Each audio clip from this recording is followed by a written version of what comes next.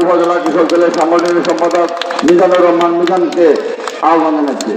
আমাদের মাঝে উপস্থিত হয়েছেন ময়মনসিংহ উত্তর জেলা কৃষক দলের সম্মানিত সদস্য এবং ১ নং তারাকান্দা সদর ইউনিয়নের কৃষক দলের আহ্বায়ক আবুল কালাম ভাইকে আহ্বান জানাচ্ছি। আমাদের মাঝে উপস্থিত হয়েছেন ৫ নং বালিকা ইউনিয়নের আহ্বায়ক কৃষক দলের আহ্বায়ক সাইফুল ইসলামকে আহ্বান জানাচ্ছি। আমাদের মাঝে উপস্থিত হয়েছেন ৪ নাঙ্গালাগা ইউনিয়ন কৃষক দলের আহ্বায়ক খায়রুল ইসলামকে পরিচয় হওয়ার জন্য আহ্বান জানাচ্ছি। আমাদের মাঝে উপস্থিত হয়েছেন ৪ নাঙ্গালাগা ইউনিয়ন ২ নং ওয়ার্ডের সভাপতি জামাল উদ্দিনকে পরিচয় হওয়ার জন্য আহ্বান জানাচ্ছি। আমাদের মাঝে উপস্থিত হয়েছেন ৪ নাঙ্গালাগা ইউনিয়নের যুগ্ম আহ্বায়ক হাবিবুর রহমান ফুল্লাকে আহ্বান জানাচ্ছি পরিচয় হওয়ার জন্য।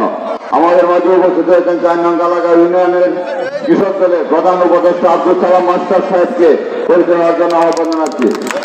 পরিচয় করিয়ে দিচ্ছি তারাকান্দা সদর ইউনিয়ন কৃষক দলের যুগ্ম আহ্বায়ক আনোয়ার হোসেন ভুইয়াকে আপনাদের মাঝে পরিচয় করিয়ে দিচ্ছি। আপনাদের মাঝে পরিচয় করিয়ে দিচ্ছি আব্দুল সুবহান সাহেবকে তারাকান্দা অন্যতম দুই নেতা আব্দুল সুবহান ভাইকে পরিচয় হওয়ার জন্য আহ্বান জানাচ্ছি।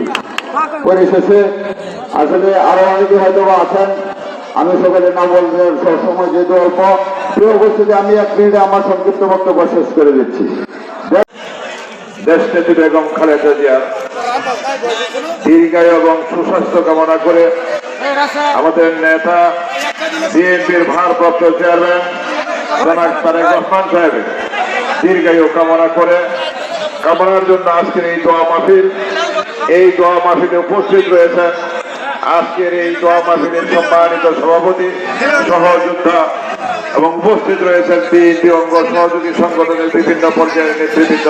আসসালামু আলাইকুম রহমতুল্লাহ বারাকাতুহু। বক্তৃতার কিছু নাই, বক্তৃতার কিছু নাই, শুধু আপনাদের কাছে আমার আহ্বান থাকবে, আপনাদের কাছে আমার দাবি থাকবে, আপনারা আমাকে দীর্ঘদিন যাবৎ চিনেন এবং জানেন। আজকে যারা এই ফুলপুরকে কলুষিত করার জন্য যারা উঠে পড়ে লেগেছেন তাদের সম্বন্ধে আপনারা জানেন, কাজে আমার কোনো বক্তব্য নাই। আপনারা আমাকে চিনেন জানেন, যেহেতু আপনারা আমার সম্বন্ধে জানেন ৫ বছর উপজেলা চেয়ারম্যানই করেছি।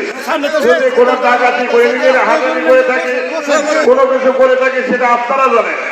কাজে আমার যে বক্তব্যটা থাকবে, আজকে দেশের একটা নাজুক অবস্থার মধ্যে আমরা এই অবস্থার থেকে